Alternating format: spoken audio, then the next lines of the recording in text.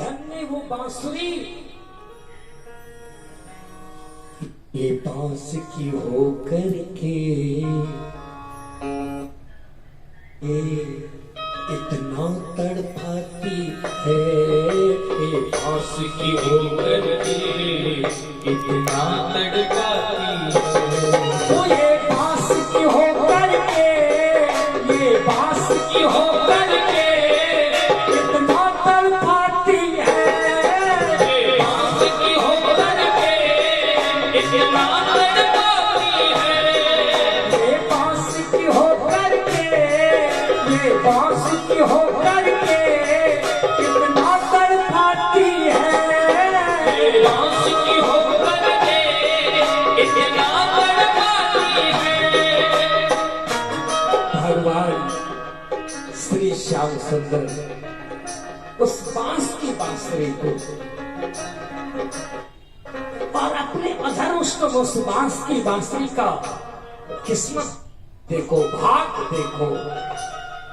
साक्षात प्राणनाथ सर्वेश्वर और वो बांसुरी, वो बांस की बांसुरी और अपने अधरुष्टों में रखे हुए हैं। लेकिन ये क्यों रखे हैं? यदि सोने की होती तो सोने की होती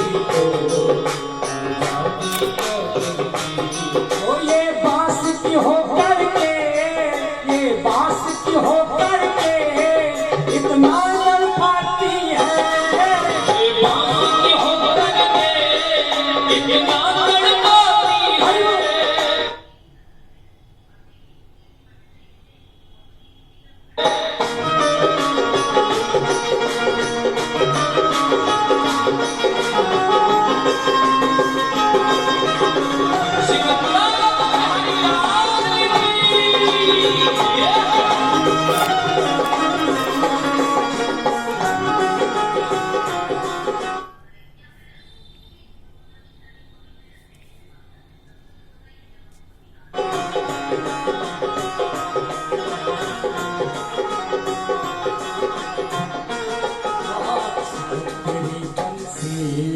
ये शाम तेरी बंसी, ये शाम तेरी बंसी इतना तड़पाती है, ये शाम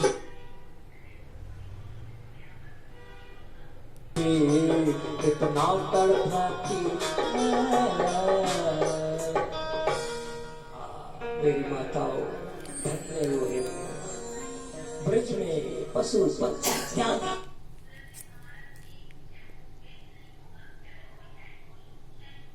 सारी सखियां आपस में बात कर रही। अरे सखी, अरे बहन, ये बांसुरी धन्य है। अच्छा देखो मेरी माताओं, इस पर एक बड़े सुंदर, एक महापुरुष ने बड़ा सुंदर अद्भुत भाव दिया है। और भाव क्या दिया? जब तक तुम खाली नहीं होगे, रहोगे, किसी भी चीज से भरे रहोगे, धन से, दौलत से, अभिमान से, कुल से, रूप से, वस्त्र से, कोठी से, बंगला से, तब तक तुम्हारे हृदय में ठाकुर नहीं आएगा। ध्यान रखना, खाली हो जाओ, खाली हो जाओ। एक बड़े वैकुंठ धाम, वैकुंठ निवास करने वाले साक्षात भगवान से यदि आपको मिलना है तो आपको जीरो पढ़ना पड़ेगा। कैसे? अच्छे महापुरुष का शब्द है।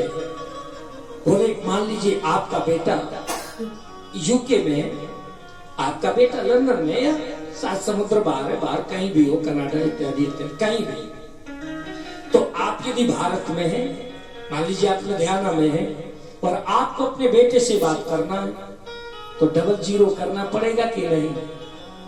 करना पड़ेगा ना। यदि आपको मोबाइल का कनेक्शन, यदि मोबाइल से भी बात करोगे तो डबल जीरो करना पड़ेगा। जब डबल जीरो करोगे आपके बेटे से तत्काल बात हो जाएगी। उसी प्रकार से आपको भी यदि वैकुंठनाथपति से यदि आपको अपने मोबाइल का नंबर मिलाना है तो आप अपना डबल जीरो बन जाओ, माने जीरो। हीरो मत बनो। तो हीरो बनोगे तो आज तक भी नंबर नहीं मिला पाओगे, ध्यान रखना। वो ठीक है, आपका जीवन चलेगा जी,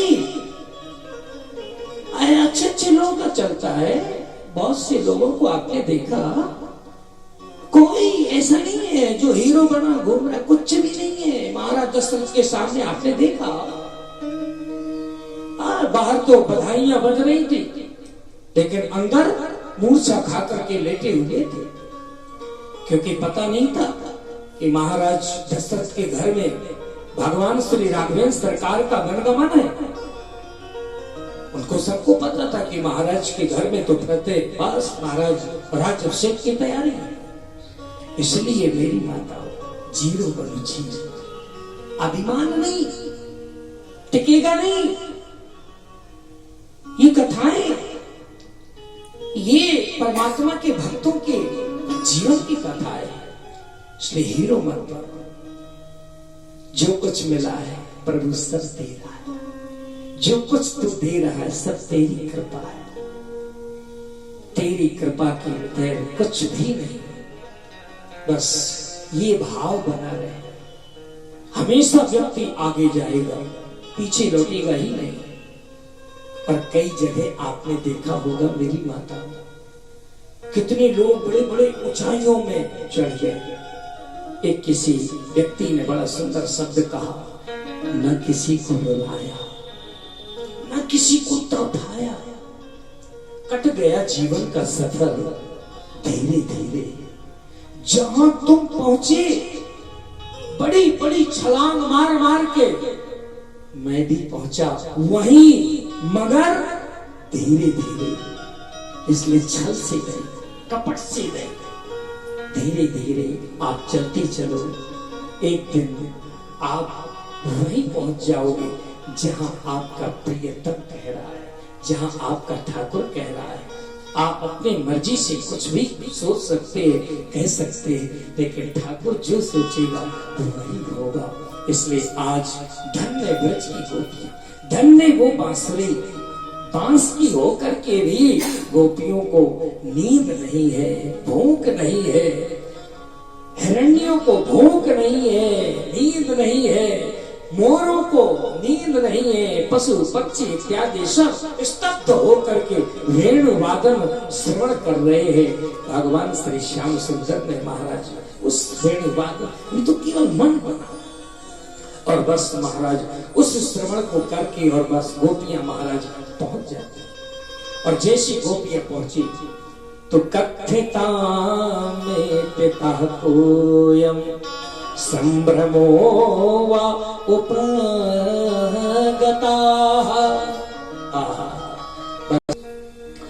जैसी वो गोपियां वहां पर पहुंची तो भगवान श्री श्याम सुंदर ने बड़ा सुंदर उनको उपाय बताया, और उपाय और मंत्र दिया। कात्यायनी महामाये महायोगिंधीश्वरी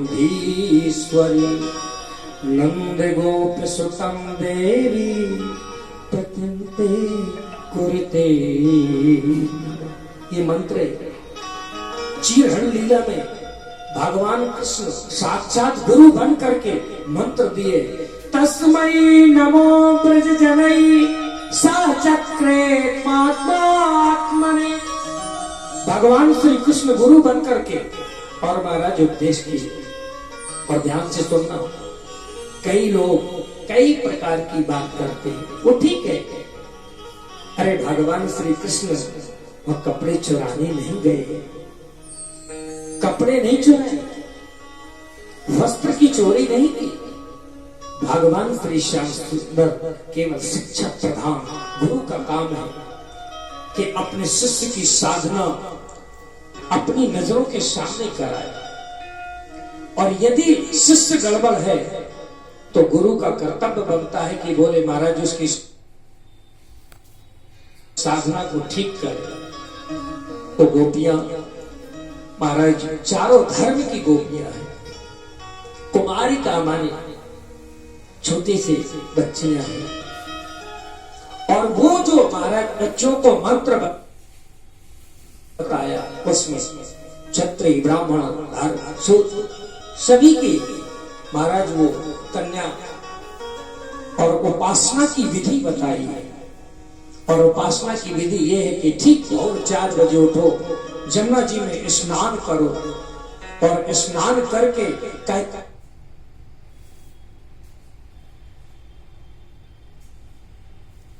ज्ञानी माँ के चरणों में जाकर के जल चढ़ा करके और इस मंत्र का जप करो तो मैं तुम्हें शरद पूर्णिमा की रात्रि में अवश्य आऊंगा। ये भगवान का वचन है। जब महाराज वो गोपियां कार्तिक के महीने में और भोर में 4 बजे स्नान करने के लिए जाते थे तो उनसे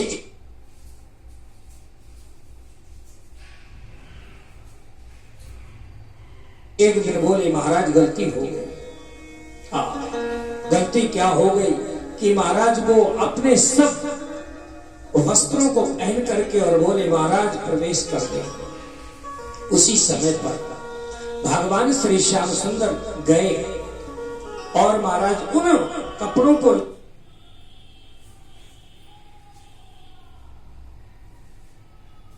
लेकर के कदम के वृक्ष में छिप गए। अब जो गोपियों को अहंकार था या गोपियों के मन में जो थोड़ा सा आर था तो महाराज जैसे डुबकी लगा करके और एक गोपी जैसे ऊपर निकली तो महाराज उसको क्रोध आया और क्रोध आकर के